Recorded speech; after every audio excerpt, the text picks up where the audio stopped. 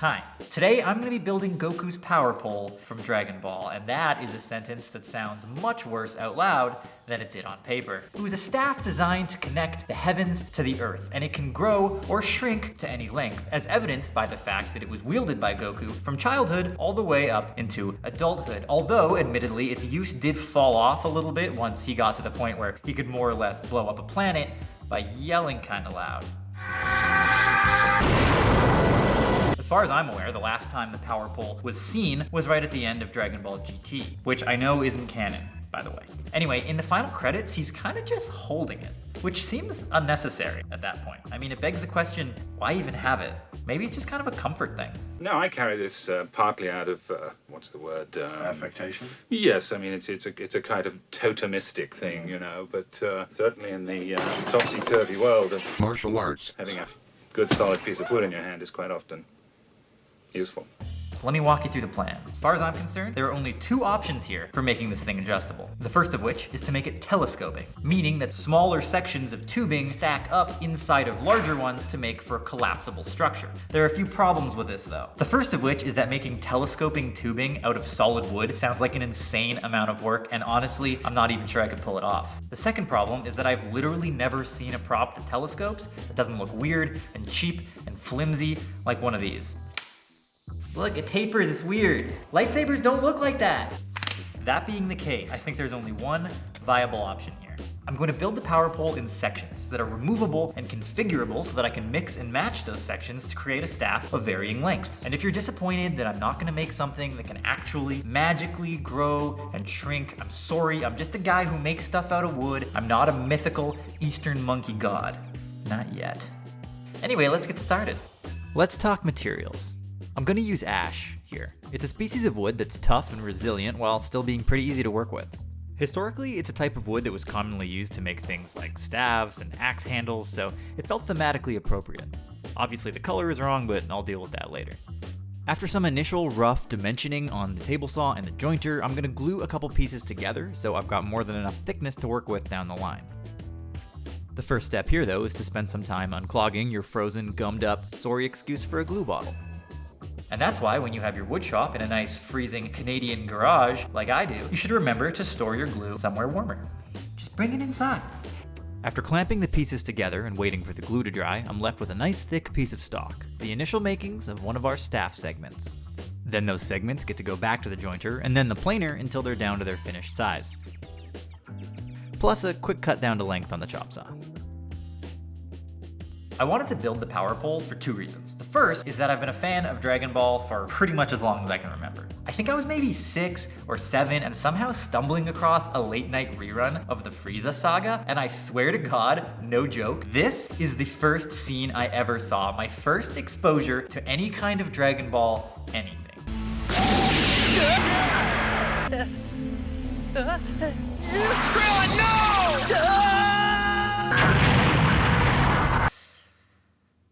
Needless to say, I was hooked. Second reason is it just seemed fun. Making something that can change lengths seemed like an interesting challenge. Speaking of which, I'm going to be screwing the pieces together, so I'm using my angle grinder to turn this machine screw into a bolt that will thread in from both directions. The thing here is I can't just screw into wood over and over and over again and expect it to hold up. Those threads are going to deteriorate after a few uses, which means that I have to add a third-party mechanical connection, something that'll hold up over time with extended, repeated uses. To accomplish this, I'm using a piece of hardware called a T-nut. It gets inlaid into a piece of wood to provide a permanent threaded joint.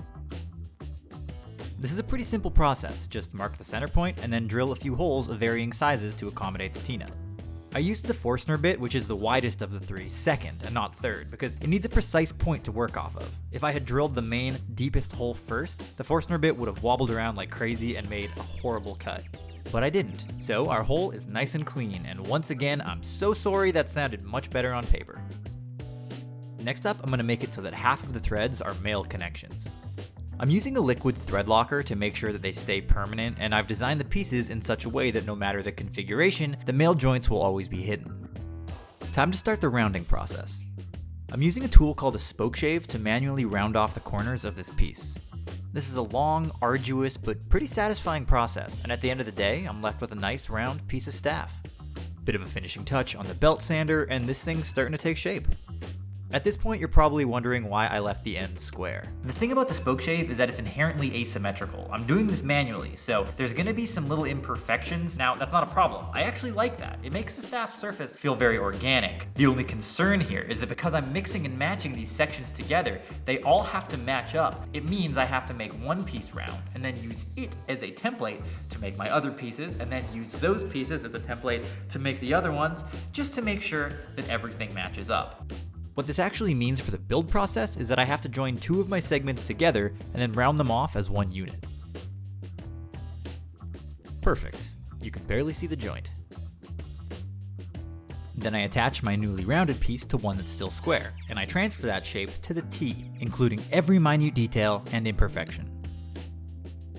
At this point, I actually spent a considerable amount of time sanding the staff by hand. Unfortunately, I can't release that footage for obvious reasons. Now that I've got my 3 staff segments more or less done, I'm going to move on to the power pole's sheath. I'm going to make it out of African mahogany, and the first stages of this process are pretty much the exact same as before.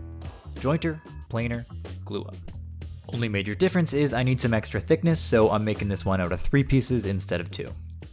Another quick cleanup before I start hollowing this thing out. The plan here is to cut it right down the middle, and then hollow out one side at a time on the router table using something called a cove bit. I've never actually used a cove bit this big before, and I'm fully expecting it to exert some pretty significant forces on the piece as I'm working on it, so push sticks are an absolute must here. Look, I can't lose any more of these, okay? I'm kidding. I still have all my fingers, for now. I'm in danger! I'm doing this slowly but surely, one shallow pass at a time. It's unwise and unsafe to try to rough out too much material all at once, so better not to risk it. And I'm glad I didn't, because these turned out amazing. I decided to leave the end of the cavity rounded because A, no one would ever see it, and B, it actually provided the staff with a nice snug little pressure fit to keep it from rattling around in there. Then I hit it with some glue and turned my 2 pieces back into one. Then I just rounded out using the exact same spoke shave technique. Look, at this point you get it. Square thing. Round thing. After a quick sand, it's looking pretty good. I'm gonna go ahead and apply some wood finish to the sheath for extra durability and to bring out the color. I'm using a homemade blend of beeswax and mineral oil. The staff gets slung over the shoulder with a piece of rope, so the next step is to cut off a few pieces and tie them around the sheath using a simple half hitch knot.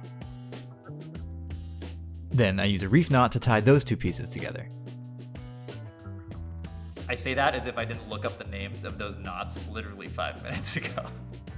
It's finally time to deal with the color, so I'm masking off all of the threaded connections before I do any painting. I initially considered using a species of wood that's naturally red, something like bloodwood, but I figured ash made more sense contextually, and besides, those crazy exotic hardwoods are super expensive, and Hello, darkness, my old friend. For real though, if you do want to support the channel, a like, a sub, even just saying something nice down in the comments goes a long way. Thanks. And with that, my shilling quota has been met for the day. Let's get back to it. I'm starting things off with some primer to make sure the paint bonds well to the wood. I'm giving each piece a nice ample coat while trying, largely unsuccessfully, to not let things drip too much. While the primer was drying, I did a bit of testing to see which shade of red would work best. After some careful deliberation, I decided to go with A. It took a few coats, but the color ended up just right. Normally at this point I might do a bit of weathering to make things look more natural, but the power pole always looks pristine, so I'm gonna leave it as is. One last check to make sure all the joints thread in properly, and we are done.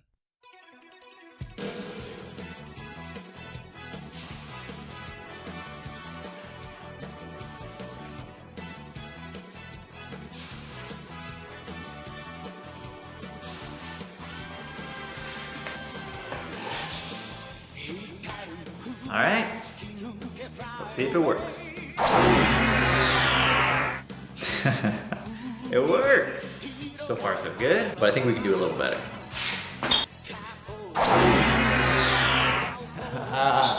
Now this is amazing. If you like the video, do the things, you know what to do. I do recreations from anime and video games pretty regularly, so if you want to see more, feel free to check them out over there. Thank you for watching. Catch you in the next one.